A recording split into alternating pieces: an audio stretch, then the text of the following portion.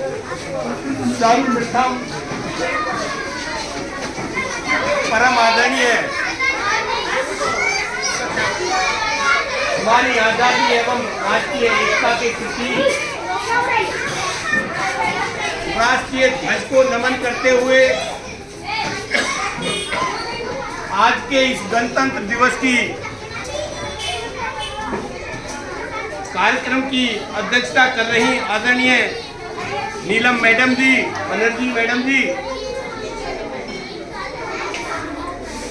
और इस alpha 1 RWA के अध्यक्ष आदरणीय श्री शेर सिंह भाटी जी, संरक्षक श्री सुशील भाटी जी,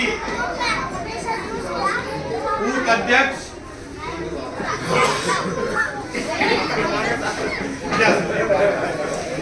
भाटियों की कुछ संख्या ज्यादा हो रही है, कुछ ज्यादा संख्या लग रही है। आदरणीय सुशील नागर जी और हमारे इस RWA के पूर्व अध्यक्ष एवं भारतीय जनता पार्टी पिछड़ी जाति मोर्चा के जिला अध्यक्ष आदरणीय श्री जितेंद्र भाटी जी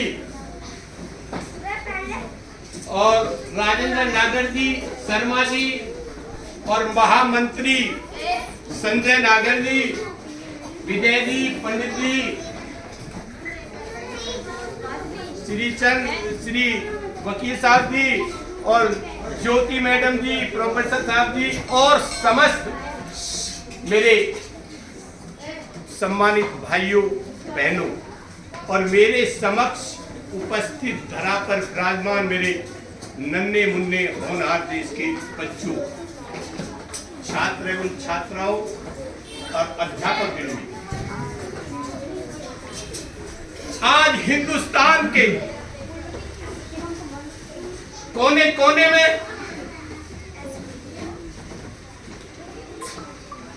अपने अभिमान का गर्व, अभिमान और गर्व का राष्ट्रीय पर्व बड़े धूमधाम और हर्षोल्लास के साथ मनाया जा रहा है। देश को यूं ही आजादी नहीं मिल गई। हम लोग, थोड़ा कड़वा है, बुरा लगेगा कि हम लोग आजादी के पर्व या गणतंत्र दिवस को मनाने में भी थोड़ी आने में तकलीफ पैदा करते हैं, लेकिन हमारी सरकार भगत सिंह, चंद्रशेखर आजाद, अनेक जो वीर सपूत थे, हंसते हंसते इस आजादी के लिए, हमें यहाँ बैठने के लिए, हमें ऐसी स्थिति में देखने के लिए हंसते हंसते फांसी के फंदे पर चूक गए। उन्होंने मौत को स्वीकार किया था और अंग्रेजों को ललकारा था, कहा था, हे गोरे सास को, करो या मरो, डू और डाई।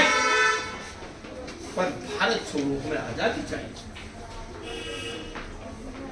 जब भारत वासियों के यानी गुलामी की जंजीरों में जब ऊब चुके थे, तो एक बार अभी शर्मा जी ने जिक्र किया था कुएं का।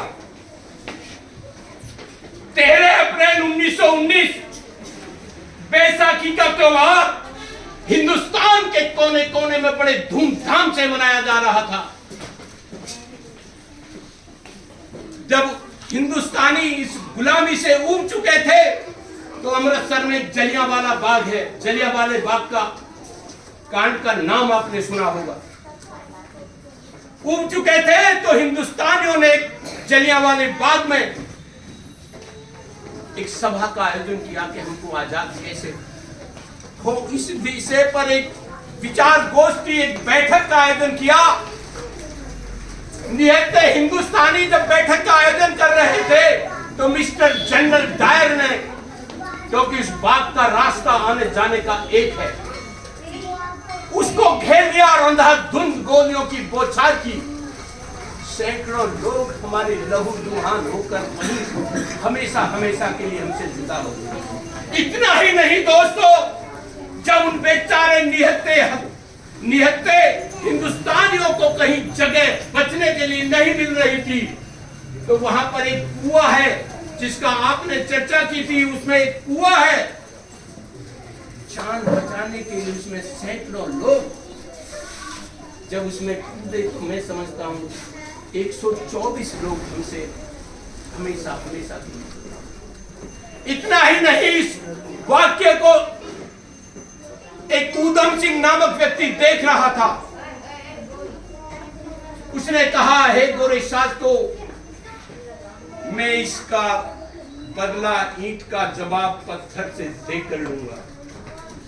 उसने लंदन में जाकर मिस्टर जनरल डायर के परिवार में महिलाओं से दोस्ती कर एक पैठ बनाई, और आपने सुना होगा, पढ़ा होगा कि लंदन में जाकर उनको मिस्टर जनरल डायर को गोलियों की बौछार करके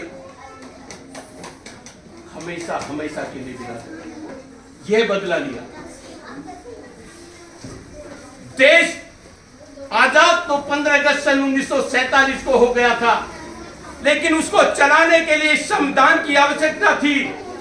डॉक्टर भीमराव अंबेडकर, जिनको 32 डिग्रियां 9 भाषाओं का ज्ञान था, विषम परिस्थितियां थी उस समय की बात कर रहा हूं मैं, विषम परिस्थितियां थी, लेकिन बाबा साहब ने कभी हिम्मत नहीं हारी।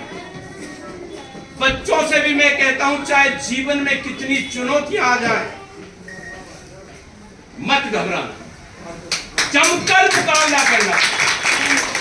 कहते हैं जिंदगी जीना, क्योंकि बड़े संघर्ष में हमें आजादी मिली, बहुत संघर्ष करना पड़ा। कितने लोगों ने अपने बलिदानों की आहुति दी। गांधी जी ने अनेक आंदोलन किए कि जिंदगी जीना आसान नहीं होता, कि जिंदगी जीना आसान नहीं होता, और संघर्ष के बिना कोई महान नहीं होता। कि जिंदगी जीना, बच्चों, जिंदगी जीना आसान नहीं होता, और संघर्ष के बिना कोई महान नहीं होता। और जब तक पढ़े ना